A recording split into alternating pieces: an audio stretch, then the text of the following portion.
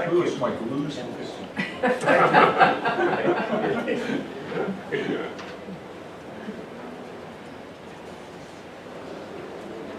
Good morning. Thank you. I'm going to shake out the cobwebs. It's Tuesday, April 16th.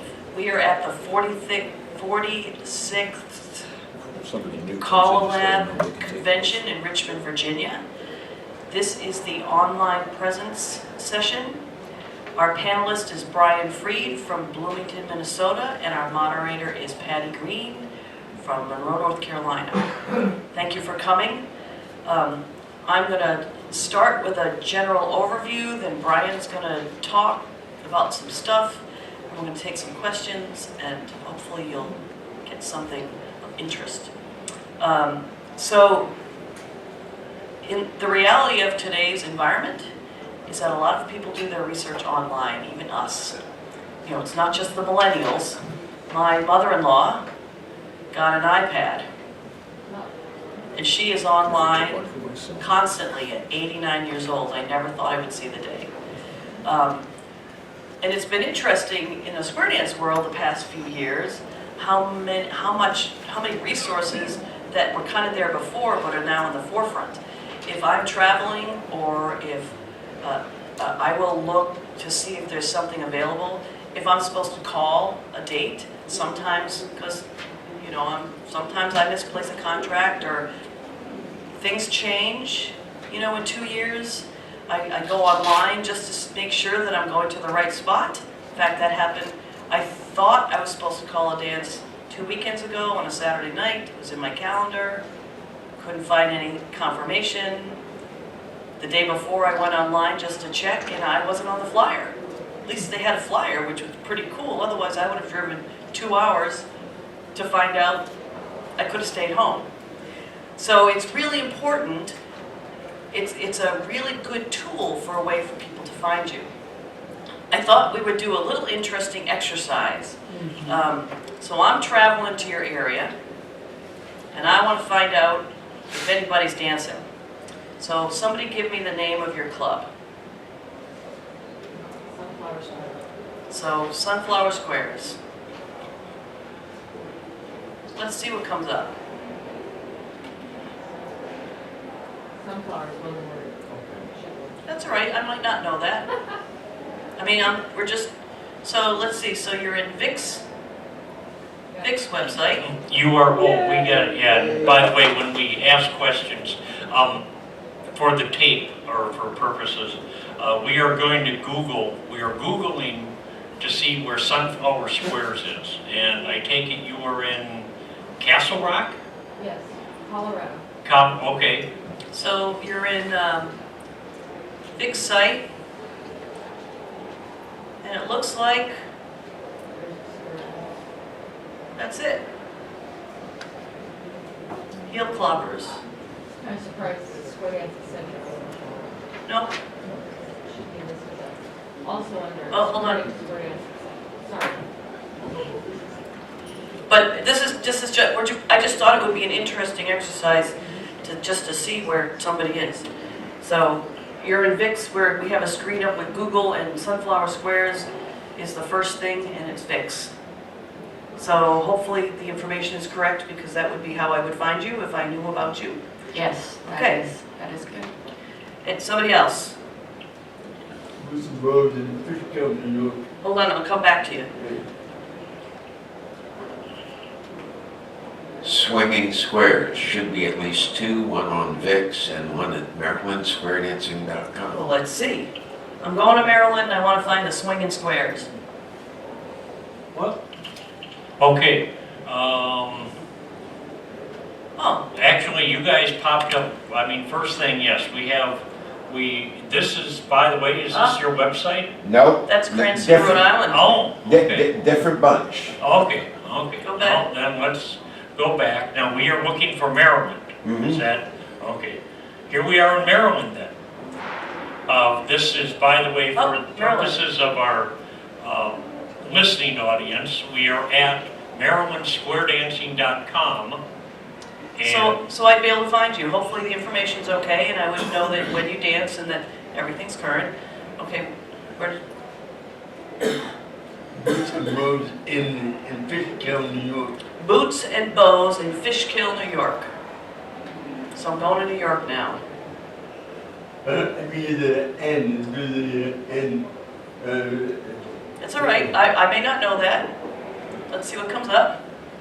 Boots and Bows dancewear, Boots and Bows chair. down at the bottom. No, Hold down on. at the bottom is the Hold- council. Hold on, Yeah. we gotcha. We gotcha. Okay, part of the Hudson Valley Yeah. in Dutchess County, New Yeah, York. Yeah, yeah. Okay, I did it myself. Okay. One more. Anybody brave? Hickory twirlers. Hickory Twirlers, I think that's in North Carolina. Let's see what comes up. Oh, they have a Facebook page, that's pretty cool. And there's some videos on the Facebook page. Oh, baton twirling lessons in Hickory, North Carolina. So Hickory Twirlers is on Facebook, which is pretty cool. And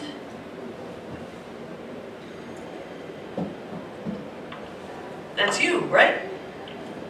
Awesome. So you can see that it's kind of interesting, the variety of information that people have. My first place, if I don't know, is Vic's site, the cedar.net, because I know that from there I can usually jump to some place to find information. Although, you know, some of it we always talk about having complete information. But in today's world, it's really not that difficult or that expensive to get a very simple site up. Even Facebook, you know, you can have, I know there's a session on Facebook, but that's a web presence. And I know a lot of clubs in the North Carolina, South Carolina area are starting to really utilize that tool to push information to people. I've had people come to my dances because they found something on the web. Where it's not like we're having 100 people a week come, but that's one person, and I'll take that one person because they can multiply. I'm going to turn it over to Brian so that he can go through his stuff, and we are going to have some questions, and we'll do some more interaction. well, I guess we'll do good morning. And who has a website by a show of hands? Who, okay, we got one, two, we got a few, okay. Website? Okay, We have about 5 people. about 5 people out of our audience here have said that they have a website. Well, by the way, what we are looking at, and for the purposes of the tape, we are looking at this is what the first website ever looked like. And the first web page went live on August 6, 1991, and it was dedicated to information on the World Wide Web project, and this was made by Tim Berners-Lee, and it was at the European Organization for Nuclear Research in CERN. So by the way, this is exactly what it was. So it was very simple. All it has is a bunch of links for how to do stuff on the web. That's the entire one. So let's talk about some options, okay? If you have a website, or if you want a website, okay? There's some free options, and there's some that cost. Yeah. There's a couple of websites out there that they will give you a free website. One of them is called Weebly, W-E-E-B-L-Y, and you can get no cost hosting, but now you're not going to get a unique domain name. Now, before I go, when I talk about a domain name, do you all know what that is? I mean, that's the www.yoursite.com. Okay. And I'm going to show you an example. This is from Cambridge Corners, which is one of the clubs up in Minnesota. And this was designed actually by the presidents of this club. She works for a college, and she went to their IT department, and they helped her. think this. So, but it is, if you see on their, up on the top, their web address is cambridgecorners.weebly.com. Weebly also does offer a paid option for about $12 to $25 a month, depending on how much you want. The other one I kind of like is, and we may talk about, we'll probably talk about this a lot. There is a platform out there called WordPress. And I know Patty does a lot with WordPress, and I do a lot with WordPress. They will give you a free, you can get a free site from them. And now it will be, our example honestly is for Noah, this is Noah Sigmund's website, by the way, but it is squaredancenoah.wordpress.com. And it's all there. With WordPress, you will get ads. You have to, nothing is free, okay? They have to pay for this somehow, and how they do it is, they have ads on your website, and you agree to that. So that's a couple of them, but let's look at our other options, which are, okay, I want to get a website for me calling, or I want to get one for my, for my club. Now where are we going to go? Well, we're going to go, you want to register a domain name first, and that can be anything you want. As far as if you want to go here, let's see here, we talked about, what was it, Red Rock Squares, was that one of the ones that we looked up? I was gonna say, if you want a caller Hold on, site. hold on. Oh, We have to speak, we have to speak in the microphone. Okay, Alan Riggs from Colorado. You can go to www.squaredanceetc.com. okay. So you want to pick you want to pick a domain name, and it can be, I guess I would start out, if you were a caller and you want a website, start with your name.com, pattygreen.com, brianfreed.com, whatever, start there and see if it's taken. It may be, it may not be, and if that's available, I would grab that. Similarly, if you have your your club, if you want to do one for your club, and your club, I'll use my home club as an example, and that is, we are called Sunday Squares. Well, we do have our website is sundaysquares.com. Most people still to this day, when they do a search, if they are going to type directly into their web browser, which by the way, up here where it says Caller Brian, that's where you're going to type in. They will probably try .com first. It's just, that's what people do. That's how we have been trained. And I'm going to talk about some options on web names here in a little bit. So, but if you get there, and there's a couple, and I listed a couple of domain name registrars, and one of them is GoDaddy. They are the largest. I also listed a company called Host Easy Domains, which I like. They are a company from Canada, and they provide very good service. I've known the owner of that company for about 20 years, and they provide excellent customer service. So, which is kind of why I like them. And you're going to spend probably Networksolutions.com is another big player. yes. They started. Yes. And if you want to just simply take and go into Google and type in domain name registration, and you will see there are probably literally millions of companies that will come up on a search. Just be careful. I guess bigger is better as far as they go, because some of these I would not, if you don't know who they are, I'm not saying that they're not trustworthy, but if you don't know them, I don't know how their customer services.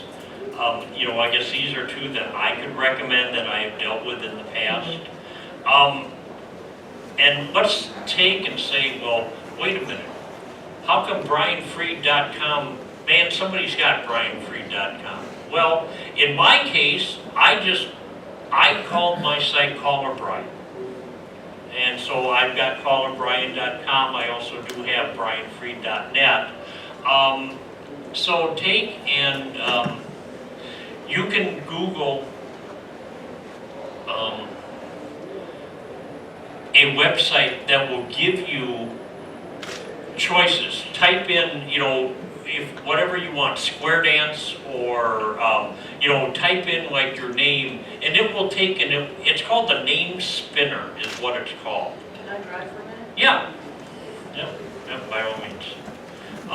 Does somebody have a club that they know they don't have a domain for? Actually, I'm going to do one of mine. So you can see that sometimes, I'm not clicking their ad, I'm not paying them to go to their site. Okay, Oh, I'm tired of these. Thanks. Until you put the mic down. That's all right. So one of my sites is Cane Creek Cruises. I know we have that domain. Another local one is Carolina Lakes. So I'm going to see if carolinalakes.com is available. I just want to show you that so Carolina Lakes is taken, but with GoDaddy and with others, because they want your business, they will give you some ideas. CarolinaLake.org, lakes, RE, lakes. I want to do square dancing, North Carolina. SquareDancingNorthCarolina.com. Hey, that one's available. But it also gives you some suggestions. We're looking at GoDaddy. Dancing North Carolina, Square North Carolina, SquareDancingNorthCarolina.biz. Ooh, premium. You can get North Carolina dancing for $3,000. My club can afford that. But if I've often helped clients find a domain name because they had a couple keywords, you can type it in and you get ideas. no, that's fine. And we have talked about, there are, by the way, let me grab my notes. When I talk about a top level domain, we're talking about .com, .org, .net. There are literally 1,000 top level domains out there now. When the web first started, you had .com, .org, and .net. That was the choice. And actually, they were Network Solutions, which was probably one of the first domain registrars out there. If you were a company, you were .com. If you were an organization, you were .org. If you are, or edu was also one if you were in education. So they were pretty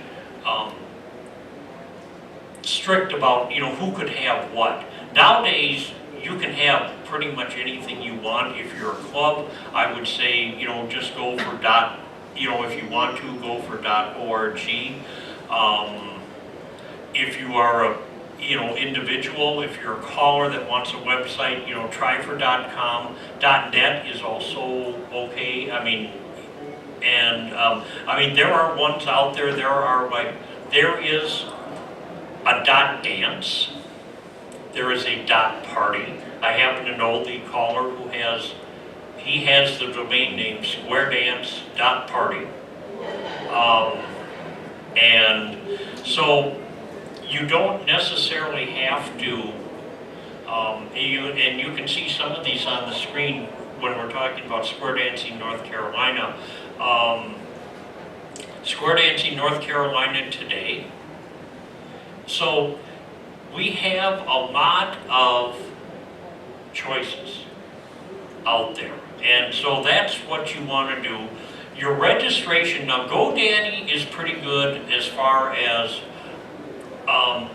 By the way, if you look, like if you wanted to do Square Dancing North Carolina .online, you can get that name for 99 cents for the first year. And Otherwise, it's $50 a year. yes, otherwise, and then it is $50 a year after that. Most .coms, .net, and .org are probably going to cost you between about $10 to $15 a year. You can probably, if you Google, before you go up to GoDaddy coupon codes, a bunch will pop up so that you can probably get your first year's for the first year at a reasonable cost. You will also find that GoDaddy is one that will, if you register a domain name, they will offer you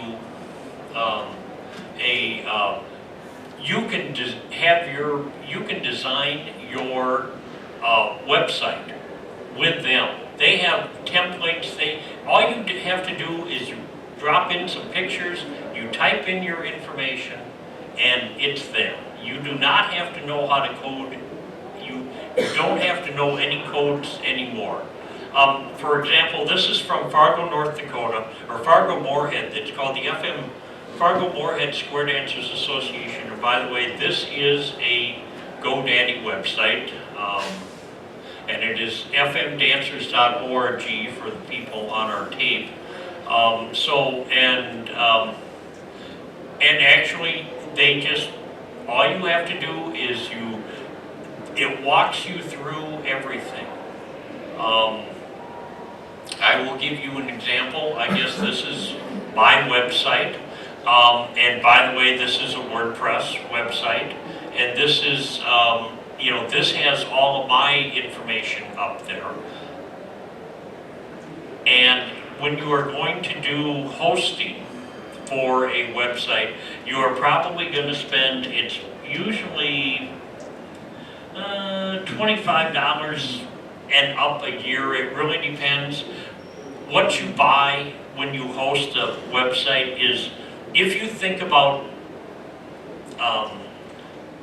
your hosting company as being in this room, you are going to pay for part of that room to host your website.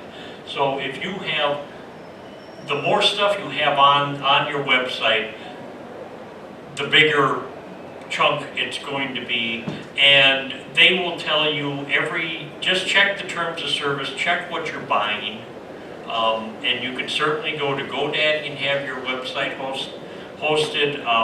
I like a company called HostGator, and so there we go. And now, I guess the one reason why I like WordPress is because there are between 15 to 20,000. This is called a theme, by the way. Every website on WordPress you choose a theme, and most of them are free. There are some that do cost you, but most of them are free. And the beauty about this is that you can change the look of your website with WordPress with just a few clicks. And so, and to give you an example, by the way, this one will look familiar to Patty, because she helped me when we redesigned the Square Dance Minnesota, or Square Dance Federation of Minnesota website. By the way, this is the one that we came up with, and Patty helped me implement it. So, and the one thing I like about ours is we have our dance calendar right there on the home page, so that if you were looking for a dance in Minnesota, you should be able to find it, and it is by date. The biggest thing I'm going to tell you is, if you're going to have a website, make sure the content is current. I will tell you, and I will not name names, but there are two websites out there by very well-known callers. One of them has a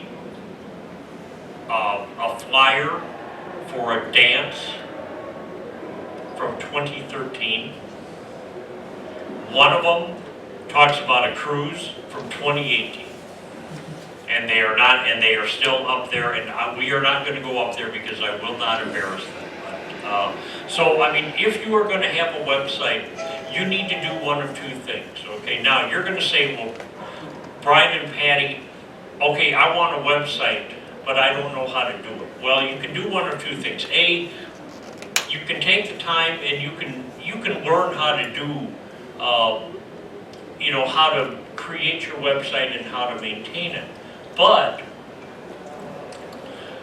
you need to set aside your time. I personally set aside about an hour to 2 hours a month to make sure that my information on my website is, is updated.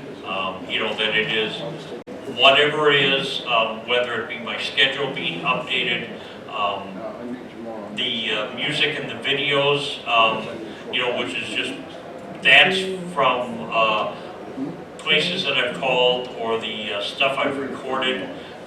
But we just want to make sure, because I want somebody, if somebody's coming up to find me, to say, hey, maybe we want him to call for our club, I want them to be able to see, the most current information. You do a couple of things. First off, you can do it yourself. Second, you can check with a local college, because most colleges, if they have a IT department, where they teach people to design websites and web security, they may be able to give you somebody who is looking for a project for credit, and they will help you. Matter of fact, Cambridge Corners was done by one of those people who got school credit for for designing this, or pay someone to do it. Make sure it's part of your advertising. I mean, however it is that you advertise as a caller or as a club, then pay someone to do it. I mean, there are people out there that, you're gonna pay them a monthly or a yearly fee, and they're gonna, and then they will keep it updated for you. Make sure you have a clear understanding and or a contract, I will say that. And also, I'm gonna close with,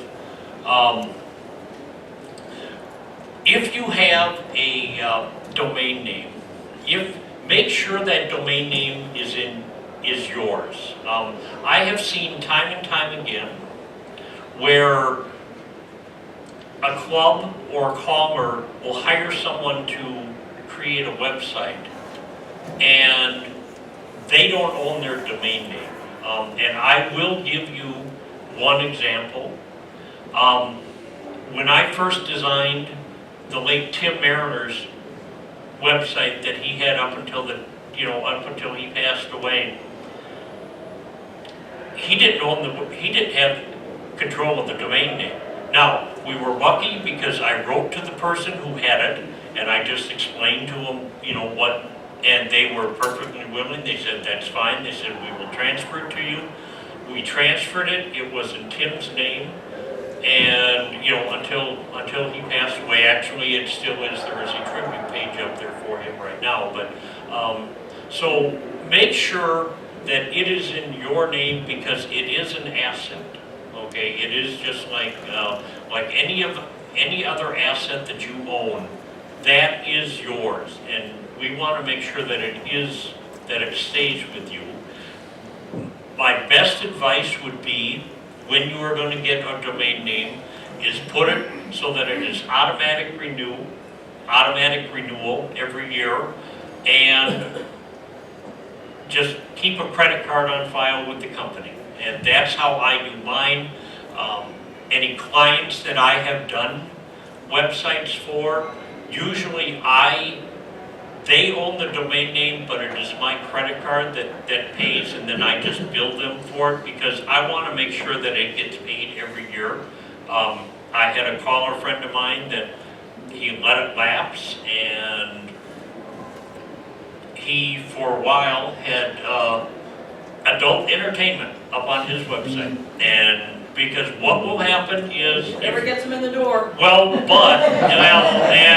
this wasn't that, but anyway, I mean, because what will happen is, if I let caller Brian go, and I didn't renew it, somebody's gonna, there are programs out there that talk about an expired domain, or that will let you search for expired domains. Well, what they will do is they will grab it, and they will keep it for a year or two thinking, well, Brian wants his domain name back. Well, guess what? Then it's gonna, then we're gonna charge him $1,000. I mean, it's a commodity. So you can buy and sell. I will give you a perfect example. BrianFreed.com is not mine. I went to go look for it last year because I thought, I should see if it's, I had never looked to see if it was if it was an active website, and it turns out it's not. It's just parked at GoDaddy. I contacted GoDaddy and I said, please contact the people. GoDaddy has a service that on your behalf, they will contact the website owner and say, hey, is it for sale? By the way, the guy who has BrianFreed.com wanted $25,000 for the domain name. I did not buy it. I just said, that's, no thank you. I will be just fine, with what I have. But, and I did try to tell him, by the way, there are not that many Brian Freeds in the world. I mean, there's like 40 of us that are named that. I said, so it's not like having johnsmith.com. So, but that's it. Are there some questions? We can go up to some websites if you want. If you want to see if a name is available.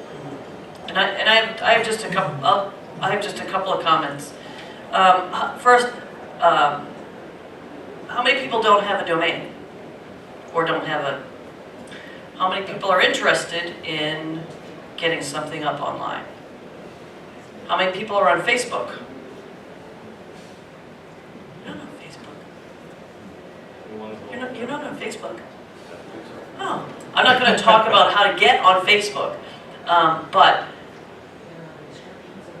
yes, there are instructions in the marketing manual on how to do that, and all over. But what I was going to say was, what a lot of people think, a misconception is that it's really expensive to get something simple online. And frankly, all you really need to be found is a page with your name and your contact information, as much as you are comfortable putting out there, something about yourself if you're a caller, and you can always upload a PDF of your schedule. A lot of callers do that.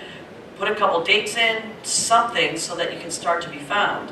mywebsite.weebly.com, or mywebsite.wordpress.com, or mywebsite.wix.com. There's a whole bunch of free, like he had talked about, free providers. It really doesn't matter what the URL is. It just matters that you're there, because that'll be associated with you. What he was talking about with having the domain name in your name is, if you're a caller, obviously you should have the account. If it's a club, a club representative should have the account with a generic email address, like, canecreekcruises@gmail.com. That's our generic email address that gets forwarded to whoever happens to be in charge at any given time. As part of looking at your overall online presence, that email is also something to look at. A lot of clubs use, caller Patty, that's my personal email address, callerpatty@gmail.com. Well, what happens if they fire me? And callerpatty@gmail.com is on every single flyer they've ever put out to contact them. If I'm an unscrupulous person, I'm not going to send those emails to somebody. So you can get a free Gmail account, a free Yahoo account, and I know people don't like it, but a free AOL account. And if you have a free generic account that you can associate with your club, with your calling it's different, but with your club, then when I step down from the presidency, canecreekcruises@gmail.com, I just give that information to whoever the next president is.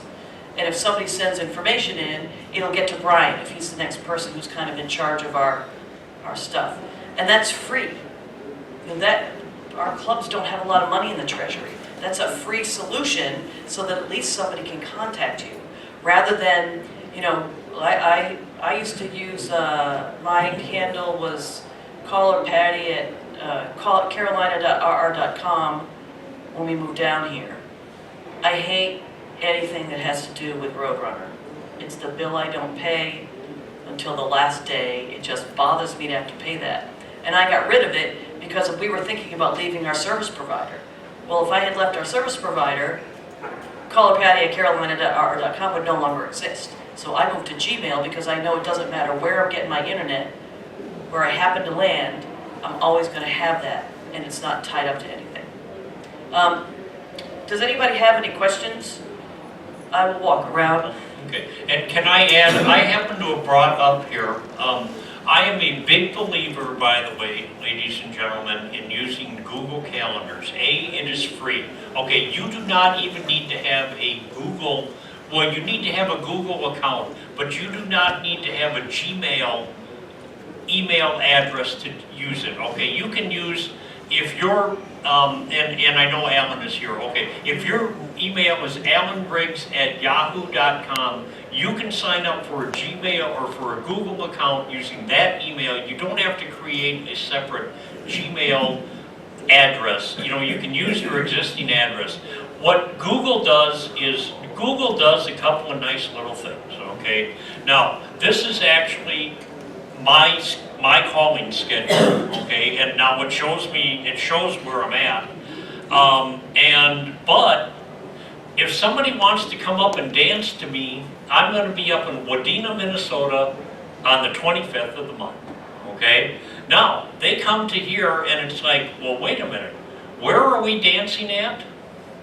Now, this will, here, you know what, I should do this. Let me, for the benefit of our, I'm going to sign out of Google so that, because otherwise it thinks it's me doing this. So if this is just a ordinary person, if I click on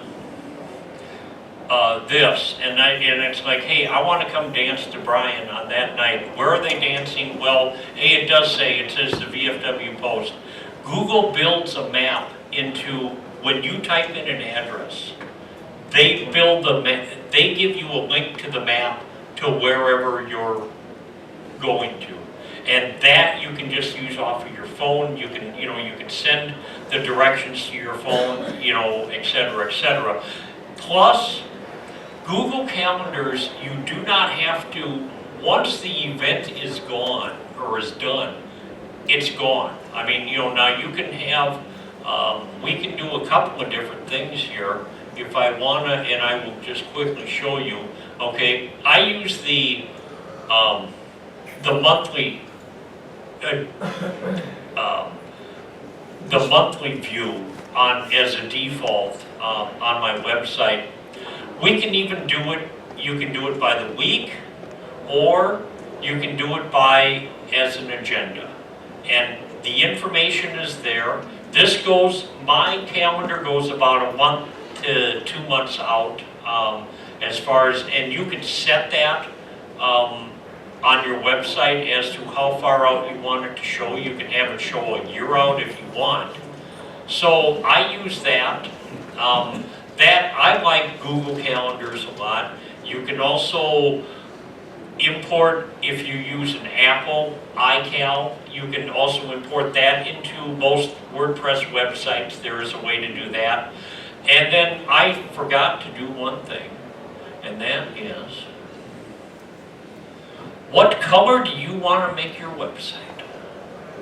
Well, this is actually a very nice chart. All right, I've got a couple of charts here for you. Okay.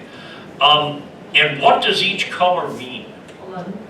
This is a color emotion guide that he has on the screen, and it is a grid of colors, families, and what theoretically they will emote if somebody sees them. Yellow, orange, red, purple, blue. I don't have my glasses Green on. and, green and gray. silver, gray. And people pay a lot of money, marketing companies pay a lot of, companies selling stuff pay a lot of money to marketing companies for this information. Because if I'm selling widgets, I just need to figure out, hey, who am I going to sell to? Now, I'm going to show you also, and this is, by the way, on your handout. I'm also showing, this is men versus women and what their favorite colors are. Well, 57% of men, by the way, like blue, and Surprise. 35% of women like blue. Now, if I'm designing a website for square dancing, and I want to kind of attract both men and women, I'm thinking maybe somewhere on that website, I'm gonna at least have a splash of blue, because I'm gonna get the greater, I'm probably gonna elicit a better response than, for example, if I did it in purple, because 23% of women like purple, and 0%, according to this chart anyway, 0% of men like purple. So be careful, or you might want to, you can do, just a Google search about, if you type in best website color, or best colors to use for a website, all of this information will come out. It is also on your back page of your handout. And the last thing that I did have that should be there is these are how you pick colors. And it depends on if you want 2 colors, or 3 colors. You can also do more, but 2 to 3 colors is probably best for a website because it won't be overwhelming. You want your website to be, yes, you want it to look aesthetically pleasing, if I'm using the right term. But you don't want people to be overwhelmed by it either. I have a rule when I do a website that 2 clicks or less to find your information. I do not personally like drop-down boxes because it's like those phone systems when you got to call for help to somebody and press 1 for English, and then, oh, well, what is it that you want? Well, I want customer service. Well, tell us what you want for customer service, and we'll get you to the right person. I get frustrated with that. When I go up to a website and I'm looking for information, I want to be able to, and I'm not trying to, I guess because I will use mine from the, you can get pretty much anything with 2 clicks on my website. Whatever information you want to find out about me, you can find with about 2 clicks, and that's designed because I know that people are busy, and I want people to have the information that they are searching for. Questions?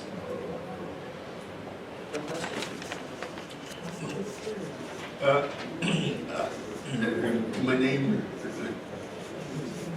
Steve Ospite from Eastern New York.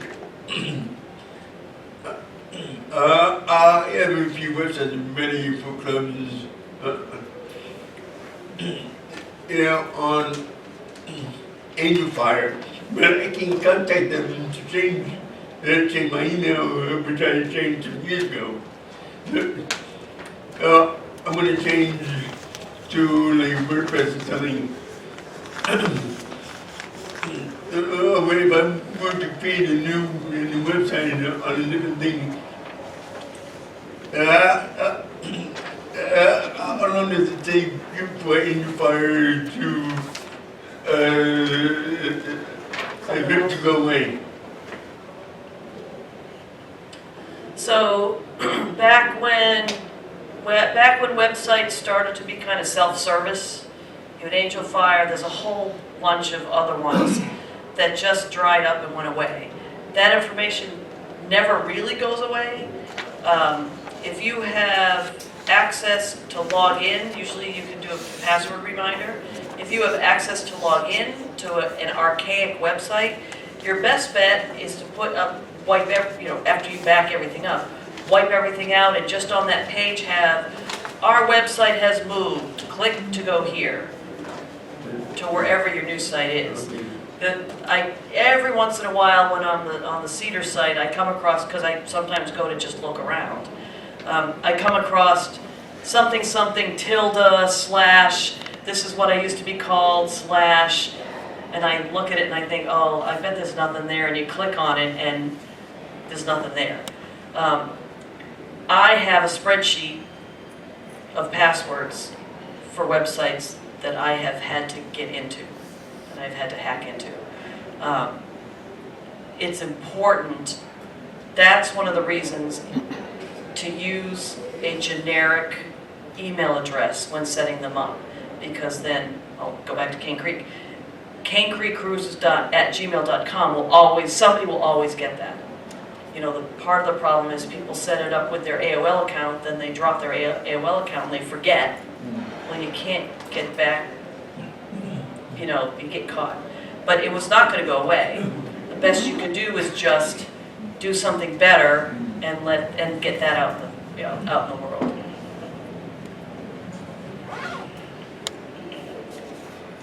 Alan Riggs out of Colorado. Bob's website, in the last year, instead of having his personal phone number on it, he has a Google phone number. I believe it's free, and it forwards to his personal number. It has actually reduced the number of spam phone calls and messages and stuff, so it's kind of helpful. And he gets a message saying that there's something there from that Google phone number, and then he knows who's contacting him, basically. And it comes from his website. That's actually a great idea that I never thought about for a club website. You know, you can get if indeed it's free, correct, you can get a phone number, because you can use that on all your flyers too. I mean, I know we're not really talking about printed material, but if I dump my house phone, which a lot of people are doing, and my house phone is a contact for the club, and somebody tries to get in touch with me, they're going to get it's going to take a bit to get them. But that's a great idea, a free phone number that just forwards and can forward to whoever the club president is at any given time. Bonus, you're not giving out your personal information. So that's actually a really great idea. I'm going to have to percolate on that one. Question? Any more questions? Talk to Bob. Oh, and if I can just add, because they are in the room, by the way, and I don't do this to embarrass them, because they Yes, actually, they have a wonderful website that is Vic and Debbie Cedar, at cedar.net. By the way, if you are looking for, hey, how do other callers have their websites? Go up to cedar.net, click on caller, and then Square Dance caller websites. Every website that and you have to let them know when you sign up, when you register as a caller to be on their website, they will put it in there. And so you can just take and look at different websites. You will get some ideas. Now some of them are good, some of them are bad. There are some in here, by the way, that are no longer, the caller either retired or they dropped the website. Yes, so I mean, but at least then you can get some ideas that say, oh, I like how he did that. I like how they did that. If I've talked to someone about setting up a website for them, that's about my first question is, do you have any websites that you've seen that you like? and then we will go out and we will look at them and we will see, okay, can we recreate them? What can we do with it? You know, so it's a great place to go if you are just looking for, you know, a lot of information. But please make sure that it is current, because if you update your website, if you update your address, if you update your phone number, and you are listed at Cedar, because a lot of people do go up here, and if they have a bad phone number for you, well then, if they can't get a hold of you, you know, they're not gonna look, you know, they probably are not gonna look that hard. And if you have an entry, make sure you store your PIN in a place where you can find it, so you don't have to keep saying, what's my PIN? It's okay. It's just funny. I have every other password known to man stored except for my PIN for their website. And I work in the business, that's what cracks me up. Another question? Anything specific that we can assist you with, or? More. You can have more than one guest, you can have more than one calendar in your Google calendar. If you're using a,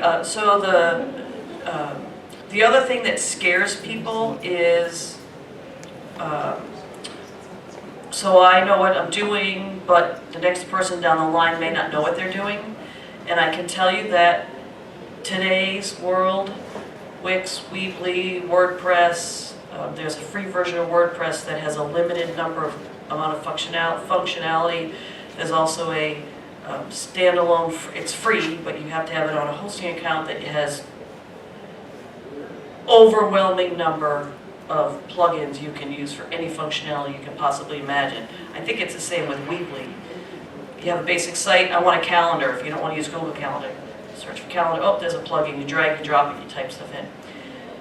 You don't have to be a programmer with most of these. They're called content management systems. It's basically, as Barry did the knowledge base, the CALLERLAB knowledge base website. He didn't really know very much, because I remember he knew nothing about how to do it, but he thought he would take a crack at it. We set up a site in WordPress. He set up a site in WordPress just by, they're known for their 5-minute installation. And I'm guessing that the extent of programming he has had to learn is how to type and drag and drop.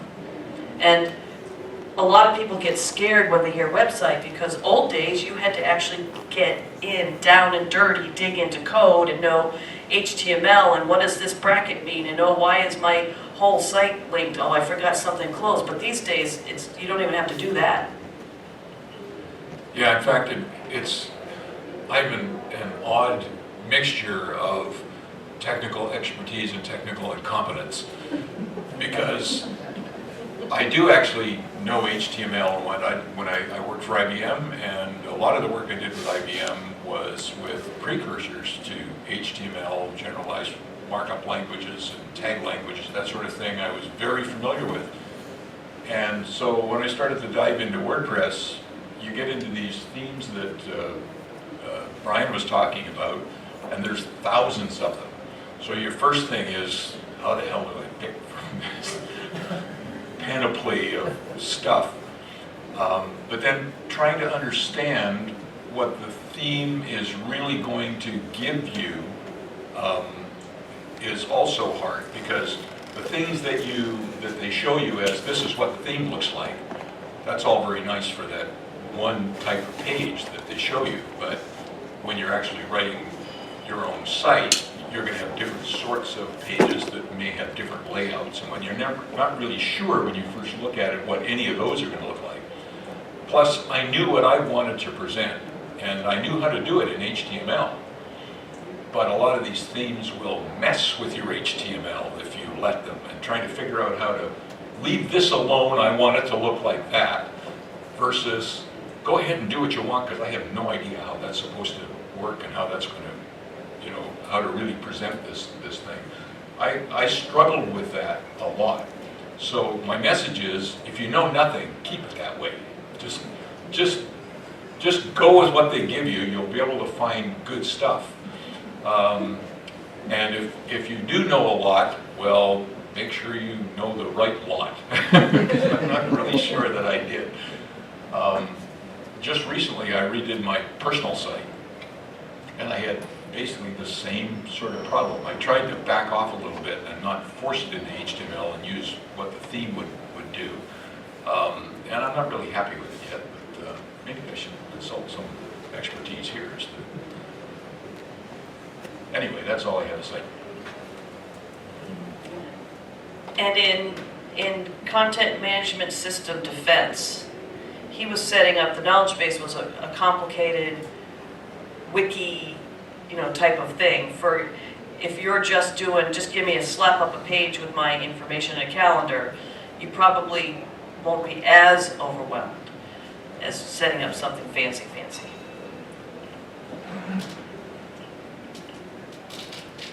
Kyle Frazier from Texas. When you're choosing some of these themes, does it mess with your colors that you're trying, the color palettes and things that you're trying to do, and do you have to change any colors and that sort of thing? You can choose your colors, and it's kind of if we got time, I guess we got 10 minutes, I can go up and I could change my website right now within 5 minutes. I could change the theme of it, I could change the color of it. They give you all of these tools to use so that you can choose whatever color you want. You will, whatever you want for your header, which is, usually it's your picture, or it'll be a logo, whatever it is up there, with the title of the, of the website. So you just get to choose that, and you can, now some stuff looks better. I will say this, just watch when you choose your colors, because sometimes colors don't come across on a screen as much as you think they are. So just, kind of keep that in mind, and maybe just ask somebody, hey, go look, or you can go out there. There is an actual website. Well, I mean, there's a website for everything. There is a website out there where you can type in your web address, and it will bring it up on every browser out there. I mean, Chrome and IE and it will bring it up, and you can see what it looks like on basically every web browser in the world. And because sometimes type styles do not translate. Your best bet, well, first of all, any of the CMSs that would be really easy to implement, typically it's a lot of buttons, so they'll have like sample, here's a bunch of sample color combinations, and if you just click this, it'll apply. A couple of what I personally think are good practices and are really annoying to me as a user is, if you're going to have a website, be consistent in the top area, and be consistent if you put something in what's called the sidebar. There's nothing worse. The old school was, okay, I have my welcome page, and then I'm going to click on Contact Us, and it went to a page that was a completely different color, completely different layout, with no... Brian, would you call up your front of your site, please? Sure. Or any of them that you had up Oh. there? Okay. Anything? There we go. Okay, and go up to the top, Yep. please.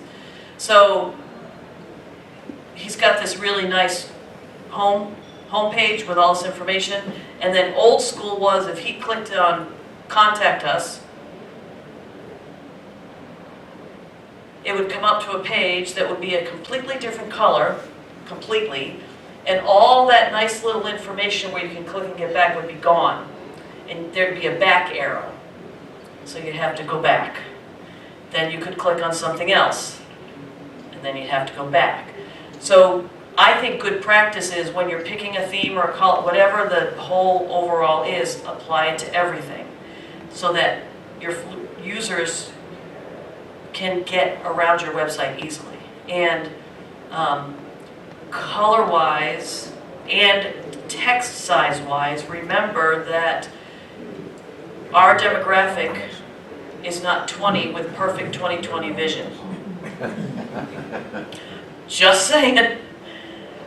Make sure that your font is big enough, doesn't have to be like, one letter per page, but that it's big enough that somebody could actually read it. I've seen some where even me, teeny, and I gotta get out a magnifying glass, and I'm gonna leave that site.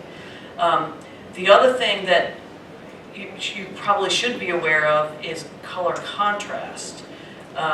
If you want something to stand out, we have a lot of colorblind just in the world. They can only see, I have a friend who sees like 3 colors, literally.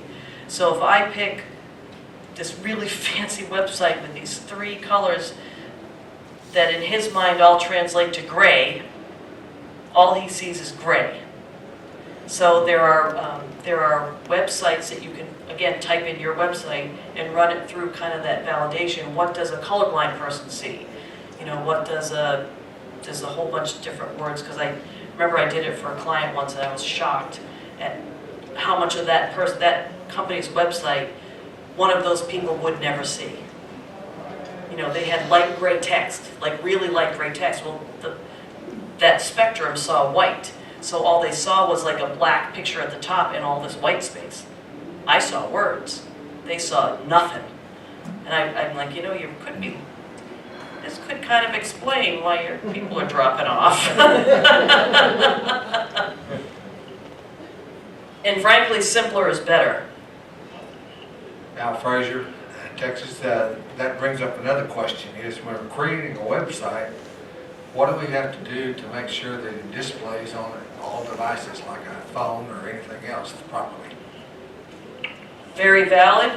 In today's world, if you are running any of those Wix, Weebly, WordPress, just about anything short of you doing it by hand, most current themes are, it's called mobile, they're mobile ready, which means it has code behind the scene that you don't have to worry about that says if it's a big monitor, spread stuff out. If you're a tablet, okay, let's shift this here and this here and this here so it can be seen. If you're a phone, let's put up a little hamburger menu. That's that little three-line thing that when you're on your phone, you tap and you see all the pages. That's called a hamburger menu. So there are automatic breakpoints that shift things around and make it visible. That's something definite that you should check out if you're just starting out and you're doing a website, is when you get done and you think you're done, call it up on your phone. Like I said, most packaged themes, I'd say in the past 5 years, they've gotten pretty aggressive with making sure that you don't have to do anything, it's all automatic. And if it looks terrible, find a new theme. For our purposes, we are not big corporations that have styled documents, 500 pages long that say this is how you must do it. What you should be looking for is simple and accessible and current. If it means that every single Square Dance website in the world has a picture at the top and a menu going across the thing and then lots of information and some links in the sideboard, there is nothing wrong with that. You do not have to invent the wheel. So if it's not working how you'd like it to, find another one, a couple clicks, it's applied, you're done.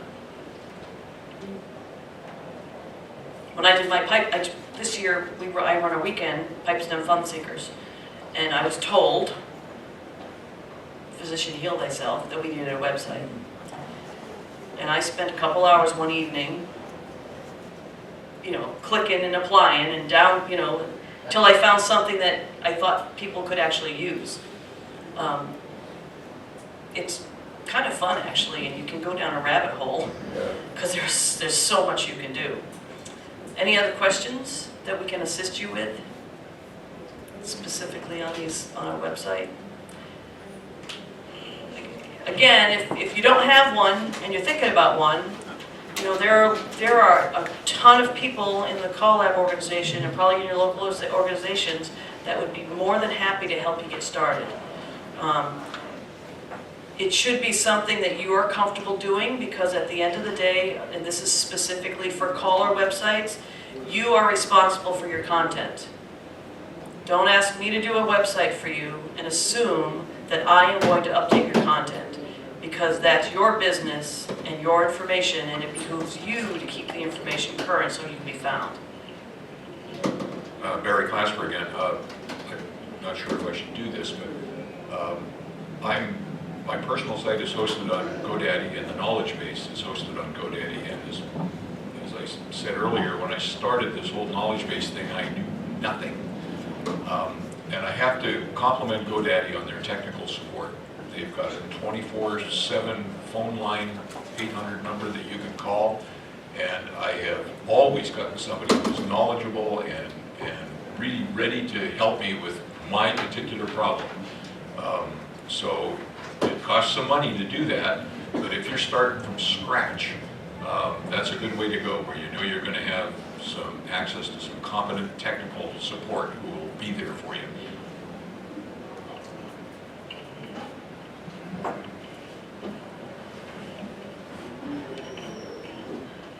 Just, Or do you want me to plug? I don't know if you want to do that or not. Informational thing, if you're just looking to have a website out there that's strictly information, not a bunch of bells and whistles and pictures and all that, there's another site out there. It's called eboard.com. It was originally designed for teachers to post their homework. That's where we have our website, and it's $39 a year, period. You don't have to know any, coding or anything like that. It's all just typing what you need. It looks like a file cabinet. You type on the, I don't think I can hook you in there. no, you can't hook it in there, so I can give you it's gottadance.eboard.com. And you can post pictures, but if you're not looking for fancy and you're looking for cheap, eboard.com is a supremely simple place to put up a website.